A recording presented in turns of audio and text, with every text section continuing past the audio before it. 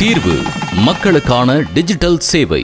மாண்புமிகு தமிழ்நாடு முதலமைச்சர் அவர்களின் நல்லாட்சியில் நாமக்கல் மாவட்ட மக்களின் கோரிக்கைகளுக்கு எளிதில் தீர்வு காணும் வகையில் மாவட்ட ஆட்சித்தலைவர் திரு லீ மதுபாலன் அவர்களின் தலைமையில் தீர்வு எனும் மக்களுக்கான டிஜிட்டல் சேவை தளத்தினை மாண்புமிகு அமைச்சர் பெருமக்கள் வெளியிட உள்ளனர். இந்த செயலியானது நாமக்கல் மாவட்ட மக்கள் தங்களது கோரிக்கைகளை ஒரு தனி நபர் இருந்த இடத்தில் இருந்து QR ஸ்கேன் முறையில் பதிவிடும் வகையில் எளிமையாக வடிவமைக்கப்பட்டுள்ளது.